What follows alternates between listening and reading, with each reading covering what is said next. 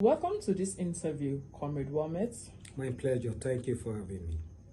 Comrade, we want to talk about the River State politics and the many baggages of the APC governorship candidate, Honorable Chinda. What are the many baggages of Honorable Chinda? I would like to know. You will know that soon. Let's get straight to the heavy judicial machinery grinding in River State, particularly the Chief Mgbeke led faction of the All Progressive Congress that has been reinstated by the Court of Appeal judgments. Chief Bekes has explicitly claimed that the judgment completely invalidated all decisions taken by the party's alternate leadership, including the very primaries that produced its candidates. One of those candidates, of course, is the Guba flag bearer, Honorable Chinda. That is absolutely incorrect. Very incorrect. You see, we shouldn't turn the law upside down. Chief Mgbeke know that this is a straight appellate court ruling that needs not to be misinterpreted for desperation or self-interest. See, there is something I want to clear. State ESCOs do not have the powers whatsoever to conduct primaries of a Guba candidate or even assembly members. The only people by APC constitution that have the powers to conduct primaries for assembly, governorship, National Assembly, and president is the NWC of APC. And the APC NWC cannot be in everywhere. If you look at the constitution, it's clear, APC constitution, which I've read, looking at Article 13, Section 4, Article 14, Section 1, Article 20, it is clear that it is exclusively the powers of the NWC. And the NWC cannot be at every state. So what do? They set up committee and delegate that power to go and conduct primaries and elections at various states. I have done that before. Under PDP, just like APC, PDP also do that. Under PDP, I have gone to Ogun State as the chairman of the appeal panel. The election was conducted by a former Senate president, the senatorial primaries, by a former Senate president of this country. And I was made the chairman of the appeal panel. What happened? I went there. I conducted the appeal. Those that have grievances came to me and attended to them and wrote my report. In fact, the report I wrote led to NWC convening an emergency meeting because they said, who wrote this report? I called for the cancellation of the primaries and they called for NWC. The chairman of PDP in Ogun State that time in 2017 rushed down to Abuja and some of his escorts, even the Guba candidate then. So it is not the responsibility of the APC at the state level to conduct primaries. So by implication, the judgment that has given Mgbeke the impetus to say that he has cancelled all Congress's primaries that was conducted. No, he doesn't have that powers. The candidacy of Chinda remains intact. Remains intact because, let's take it, Mgbeke became the state chairman, was elected as state chairman in 2021, 16th October. In 2022, he was removed 20th November by the NWC of APC. In 2023, he went to court, 2023 August. And the state high court gave him judgment. What was his prayers? That he should be reinstated. And the court granted that before the appellate court affirmed that. And what has nothing to do with the emergence of Chinda as APC candidate of Rivers State. Would you say that this judgment effectively cut the ground from under the candidate's feet? Definitely not. And that is what I've explained. There is in no way this judgment that is being pronounced by our Lord Justices Efrida in Appeal Court, Port Harcourt, affect the candidacy of any of the primaries. The Appeal Court pronouncement, judgment only affects councillorship and chairmanship primaries, not assembly, governorship, National Assembly, and presidency. Comrade Warmate, it is not just the Beke's faction talking. Prominent figures and legal minds across Nigeria, like the former National Human Rights Commission chairman, Prof. Chidi Odikalu, the Zenith Labour Party national chairman, Chief Dan Nwanyawu, human rights lawyer Barrister Liberus Oshoma, and several others have all stated categorically that Honorable Chinda was improperly nominated. They are insisting his nomination is legally dead on arrival and that he cannot validly contest under the platform of the APC. Do you agree with these eminent personalities, or are they all wrong? I absolutely disagree with all of them and want to state categorically that it is a fallacy and a false narrative that they are trying to create. That is the simple truth. How is it that Chinda nomination is improper? Chinda nomination is proper as long as the 1999 Constitution is concerned, as long as the Electoral Act as amended 2026 is concerned, as long as the APC Constitution is concerned, and other extant laws are concerned of this country. His nomination is proper and is covered by every legal means. And not just that, it's also ready to govern. So I don't believe, with due respect to them, they are respected men. Those men also agree to the fact that Chinda is an intelligent and performing person. Shoma has said that. And even the national chairman of Zenith Labour Party, Chief Iwayan, has said that Chinda is an intelligent person. So making such statement is an insult to the sensibility of Chinda that his nomination is improper. So are they trying to say that Chinda is a fool? A lawmaker of such ranking will not know what to do, will not know what time to resign from the party that he has been there and don't want to continue with committing himself to that party, to another party. Let me remind them, Chinda was among those that were there when the 2026 Electoral Act was amended. So how will he not know when to resign and when to join the APC? So it's a fallacy. And I want every Nigerian, and most especially Rivers indigenes, to disregard that narrative.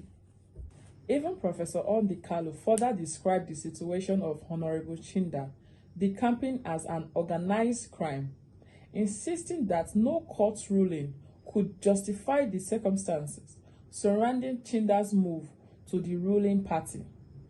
It is an unfortunate thing, with due respect to Professor Ondikalu, it's an unfortunate statement by him, because himself has acknowledged that Chinda is intelligent and is a performer on the floor of the house. So for him to say that it's an organized crime, the situation, how is it an organized crime? I would say it is a master class political strategy that goes beyond the political understanding of Professor Ondikalu, and that is why it's calling it organized crime. How is it organized crime? When it is in line with the extant laws of the land, the APC Constitution, the Electoral Act as amended 2026, the Nigerian Constitution, and other extant laws. So how is it an organized crime? If you don't understand it, you don't understand the thing. See, let me say, as we speak today, Chinda's name is number 14 or 15 or so on the list of APC gubernatorial candidate list that the party has officially published. So, him making that statement is highly disappointing, to be frank. With due respect to him, it's highly disappointing. He does not understand that masterclass political strategy. Then he should study it. That is all I'll say to his statement. Looking at the timeline, comrade, because the math is simply not mathing for the public. How can a man win the Rivers State APC governorship primary while technically still being a member of the PDP? And you are saying no. And you are saying he's properly nominated? He's properly nominated. He was not technically in PDP. You see, that's why I feel saddened. You can't look at the person of Right Honorable Chinda and call him a fool by saying that he's technically in a PDP while securing the ticket of APC. Is calling him a fool, and it's not. And all of them know it's not a fool, because this man resigned from PDP between the 21st and 24th of April. He resigned from PDP and joined the APC. So why would somebody come up and say that he's not properly nominated, blah, blah, blah, and so on and so forth? I can tell you that Right Honorable Kingsley Chinda is properly nominated. And for someone of his ranking, for crying out loud, as I said earlier, it will be an insult to the sensibility of the Right Honorable Chinda to have assumed that he is not properly nominated. Was that why it was delayed only to be announced on the 2nd of June? Let me say this. It is not the responsibility of Honorable Chinda to announce his own resignation as the leader of the minority in the House. The Supreme Court judgment has made it clear that if someone to show proper resignation and proper membership registration, you go to your ward. The Supreme Court judgment. You go to your ward and resign, send your resignation letter to your ward chairman, and you approach your ward chairman, the next party you want to join, register as a member and get your membership card. And I can tell you that Chinda has done that. So when people come up to create narratives that does not exist, it's funny.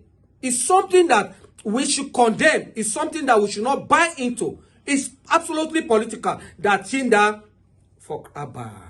We shouldn't look at that. Is unfair after he had secured the APC ticket on May 21st, we know for a fact there were multiple legislatives sitting on April 20th, April 27th, May 5th, and May 7th. People are saying Chinda knew exactly what he was doing and that he ought to automatically vacate his legislative seats in line with Section 68(1)(g) and 177 of the 1999 Constitution. How do you defend that? See, let me say this. Thank God they said he knows what he's doing. So if he knows what he's doing, why would they think he's acting as a fool? He knows what he's doing. Let me correct this impression. Chinda obeyed the law by submitting the letter to the Right Honorable Speaker of the House of Representatives. He has done his part. It is not Right Honorable Kingsley Chinda's responsibility to announce his resignation on the floor of the House. It is the responsibility of the Speaker. So for those that are saying that, should go and ask the Speaker of the House of Rep, why didn't he announce the resignation letter that was given to him on the 27th, dated 23rd? They should go and ask him. And that is not for Chinda. We shouldn't blame Chinda for that. That is... See, let me say this. Chinda is not a fool. The Constitution, as you cited, Section 68, subsection 1G, and Section 117 of the 1999 Constitution as amended, stated it clearly for someone that wants to decamp from a political party. And let me make it clear. PDP is in crisis. And the Constitution made it clear that when there is a division in the party that you're about to leave, at the national level, not local level, state, are we not having crisis in PDP? I'm a PDP member. We have crisis. There are 2 NWC. There are 2 BOT. And that is what the Constitution demands of any person that wants to decamp, that doesn't want to lose his seat. And let me add to that. There is a Supreme Court judgment that made it clear that there must be a split at the national level of the party. And there is a split at the national level of PDP. So why would Chinda vacate the seat? There are other people that come from their party before. Why didn't they vacate their seat under this same situation? Even the former speaker in the House of Rep have decamped from his party to another party, not without this. Now, I haven't said that. I'm coming. I haven't said that. Let me also make this clear. You see, when people say that Chinda know what he was doing, I've made it clear that it is not the responsibility of Chinda to announce his resignation on the floor of the House. It is the Speaker. Chinda has done what is required of him by the Constitution by submitting his resignation letter to the Speaker. It's left for the Speaker to announce it. So if the Speaker decides to announce it next year, you should go and ask the Speaker and not put the blame on Chinda. But as far as the records are concerned, and the Supreme Court is concerned, and the Constitution is concerned, Chinda has resigned at his ward, and he has registered with the APC in his ward. That is the end. Warmate, strip away the political rhetoric. Nobody there was. Can you look Nigerians in the eyes today, right into the camera, and state categorically that every single requirement under Section 68(1)(g) and 177 of the 1999 Constitution, alongside 77, 4, 5, 6 of the Electoral Act and other extant laws was fully and flawlessly complied with in Honorable Chinda's emergence as the APC's governorship candidate? Yes or no? Please explain that. Absolutely yes. It met the requirement. And to explain that, let me say this. You see, people don't understand, and instead of them to do research and get facts before making statement, they'll just rush because they feel journalism is history in a hurry. So they will just come out and make statement. No. Now, let me make clear. You cited Section 68. You cited Section 177. You cited the Electoral Act, Section 77, 4, 5, and 6. Now, let me make this clear. Chinda, by law, following the Constitution, the Electoral Act, the APC Constitution, met all the requirements. Now, let me start with this APC Constitution. APC Constitution, Article 31, Section 1, Roman figure 1, stated clearly that what you require to contest under the platform of APC is to become a member. Unlike PDP, that you must be a member for 1 month. Before then, it was 2 years, but they reduced it to 1 month. APC is different. APC, if you join APC today, tomorrow you can contest on that platform. That is APC Constitution. Now, talking about the Electoral Act, Section 77, subsection 4, 5, and 6. Chinda made a requirement. What does that say? You must be a member of a political party, and your name must be on the digital register of the political party at the time that it was submitted to INEC. That is the summary of what those sections are talking about. And the question is Chinda name on the digital register? The answer is yes. Because he has resigned and submitted his, gotten his, what is it called, his membership card of APC before it was submitted to INEC. So there is no argument about that. I'm talking about 67, Section 68 and Section 177. I've answered that. PDP is in crisis. And it's on that ground that Chinda left the party. We have 2 national bodies as we speak today. And that is what is required for a member of the National Assembly or State Assembly to leave his party and move to any other party that he feels okay with. Looking at the register's logic, if the APC officials membership register was submitted to INEC on April 20th, as has been claimed in several quarters, but Honorable Chinda allegedly only became an APC member on April 27, by what legal mechanism or political witchcraft did he become qualified to contest an APC governorship primary on May 21st? It's laughable. Why I said it's laughable because if his name is not on the register, how will he emerge as the APC guber candidate? Now, let me make this clear. It is a false narrative and a fallacy at that APC submitted their digital membership registered on the 20th. There is no record to that effect. APC did not submit their digital membership register to INEC on the 20th. And let me add to this.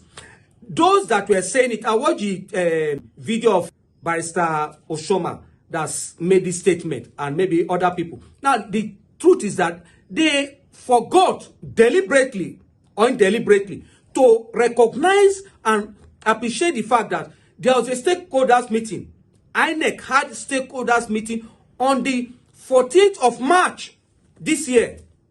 And on the 27th, as a fallout of the 14th March, they came up with a notice to political parties that they have extended the date. The initial date for the submission of digital register by political parties to INEC was on the 21st of April, which they moved to 10th of May. That letter that they notified political parties was written on the 27th of March. So why did they put into consideration? Let's assume, do not consider Chinda joined APC on the 27th of April. And mean that INEC submitted their digital register on the 28th of April. Looking at it, from 1st to 29th, from 1st of May to 20th of May is how many days? Then the 3 days from April after that, is it not 22 days? So it meets the requirements of the law. Assuming do not consider that is how things were. The question is, have they forgotten that there is a subsisting judgment of the Federal High Court by Justice Umar Mohammed of the Federal High Court Abuja that has nullified the timetable as it is today that INEC is operating with, that party has till September to submit their digital membership register and also their candidate. So if we assume that though they are correct, though not conceding, and they are correct that we should go according to what they have said, Chinda is still not improperly nominated because they still have till September before that window will be closed according to a subsisting judgment. And that's what they did not put into consideration before carrying this fake news or poor analysis of Chinda's candidacy. And that is what I'm here to debunk and correct the wrong narrative that is being created by some people in some quarters. If he wasn't on it on April 20th, how does he legally exit as an APC aspirant? And that is what I've explained, that Chinda's name is on the digital register. He met the requirement, and that is why he became the candidate of the APC. So we should forget about this, their narrative, and focus on the main issue, because every legal ground Chinda is covered and is ready to govern Rivers people. That is the simple truth. Wrapping this up, comrade, let's talk about the evidence. Someone has even come forward claiming that the opposing camps already have the certified true copy of the APC digital membership register that was officially submitted to INEC. And they are boasting that Honorable Chinda's name is nowhere to be found in that document. If that CTC dropped in court, is the game over? They don't even have the CTC to show that Chinda's name is not on the register. I can say that. Because if they have it, they would have showed it to people. They wouldn't have kept it to themselves. Because the simple truth is that Chinda's name is on the APC digital membership register that is submitted to INEC. And any contrary information is false. You can write to INEC under the Freedom of Information Bill and to confirm that. So why the fallacy of his name is not? How do they get it? How do they know? Why did they apply for his name? They apply for the CTC and got to know that his name is not on the original list. Which one is original? Which one is fake? The digital membership of APC in INEC as we speak today, Right Honorable Kingsley Chinda name is on it. Simple. Powerful words, Comrade Warmate, or I rather call you constitutional comrade. On a lighter note, Thank you. We'll see how this plays out Thank you. eventually. Thank you for your time. My pleasure. Thank you.